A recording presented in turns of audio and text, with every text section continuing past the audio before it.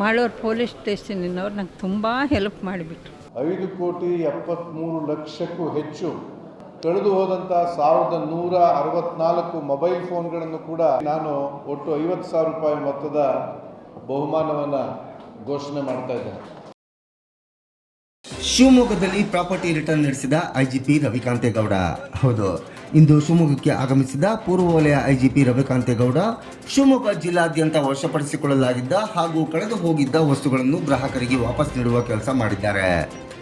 2026ನೇ ಸಾಲಿನ 142 ಪ್ರಕರಣಗಳು ಹಾಗೂ ಹಿಂದಿನ ವರ್ಷದ 32 ಪ್ರಕರಣಗಳು ಸೇರಿ ಒಟ್ಟು 174 ಪ್ರಕರಣಗಳನ್ನು ಶಿವಮೊಗ್ಗ ಜಿಲ್ಲಾ ಪೊಲೀಸರು ಪತ್ತೆ ಮಾಡಲಾಗಿದ್ದು, ಸುಮಾರು 1,164 ಮೊಬೈಲ್ಗಳು ಸೇರಿದಂತೆ 5,73,00,000 ಮೌಲ್ಯದ ವಸ್ತುಗಳನ್ನು ಸಂಬಂಧಪಟ್ಟವರಿಗೆ ಹಿಂದಿರುಗಿಸಲಾಗಿದೆ.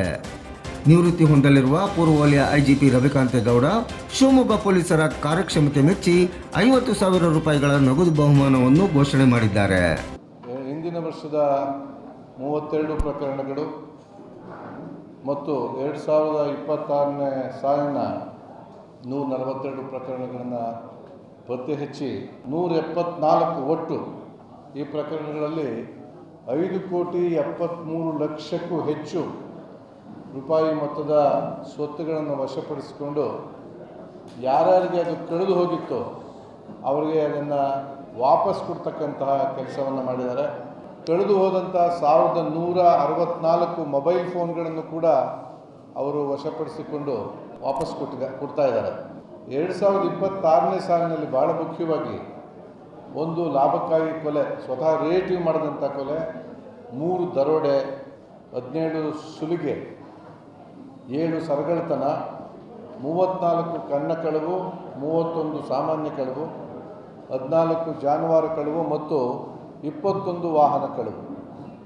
ಇವರೆಲ್ಲ ಆರೋಪಿಗಳನ್ನು ಬಂಧಿಸಿ ಜೈಲಿಗೆ ಕಳಿಸಿ ಅವರ ಇತಿಹಾಸವನ್ನು ದಾಖಲೆ ಮಾಡಿ ನಾನು ಈಗಾಗಲೇ ಹೇಳಿದಂಗೆ 5,73,00,000 ಮೊತ್ತದ ಒಂದು ಸ್ವತ್ತುಗಳನ್ನು ವಶಪಡಿಸ್ಕೊಂಡಿದ್ದಾರೆ. ಅವತ್ತು 3 ಜನ ಬಂದು ಅವರು ನೀರು ಕುಡಿಬೇಕು ಅಂತೇಳಿ ಹೇಳಿದ್ರು.